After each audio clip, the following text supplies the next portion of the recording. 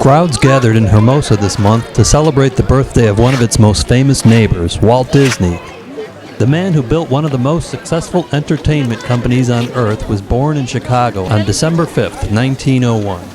Many people, even people from Hermosa, don't realize that Walt Disney was born in the house that still stands today at the corner of Tripp and Palmer. What's even more interesting is that the house was built by Walt's father, Elias.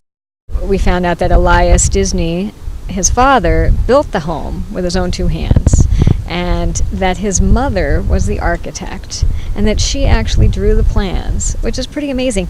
And not only that, but when we found the surveys from 1893, which is when they bought the land, we found that Elias included Flora's name on everything. On the deeds, which on the wasn't property deeds. So she signed the deeds where, at the time, women didn't do that. Yeah. Walt's father actually built multiple homes in the neighborhood, several of which are still standing. So that's the neat connection to Disneyland, where it says Elias Disney contractor. It's really about him building these homes on this block.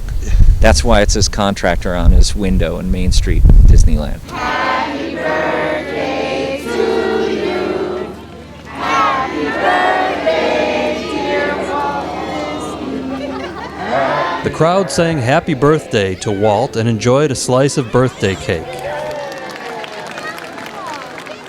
One of the honored guests was legendary Disney cartoonist Floyd Norman. Floyd told LoganSquare.TV how Walt Disney inspired his career and still inspires wonder in kids of all ages.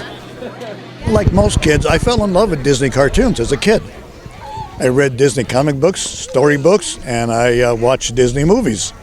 And I decided when I was in junior high school, I wanted to work for Walt Disney. And that was my dream. And I never gave up on it.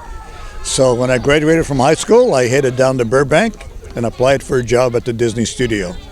I didn't get it, of course, but I did try for it.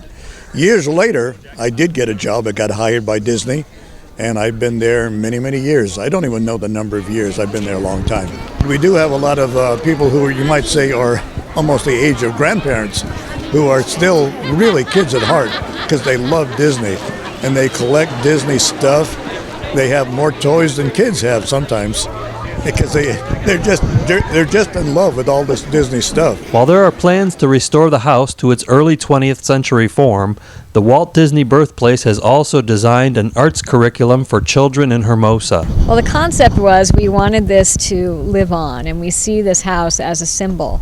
It represents, Walt Disney lived here until he was 4 years old, and with what we know about early childhood development now, we know that in those first 4 years, that's when he was inspired, and the groundwork and the foundation was laid. And so we thought, well, what better way to honor that than to create the Center for Early Childhood Creativity and Innovation, which we're calling CECI. And that is a way to give back to the community and to really help families to inspire that creative nature in each of their children. It's created specifically for Hermosa, and we worked with an educator to come up with a curriculum, and the focus is 0 to 8, but primarily that 0 to 5 age group where your brain is really, that's when it all takes place. That's what we've learned. The fact that this house that Elias built is still standing is a testament to Elias and the stability of Hermosa.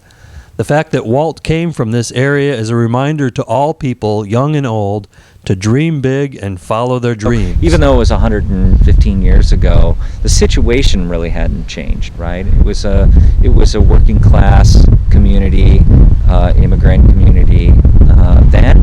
It's still that way now. Look at the massive enterprise Walt and Roy have built. And this is where they were born and grew up as kids. And they went on to Hollywood and made movies and built this mega empire of entertainment. For LoganSquare TV, this is Dan O'Donnell.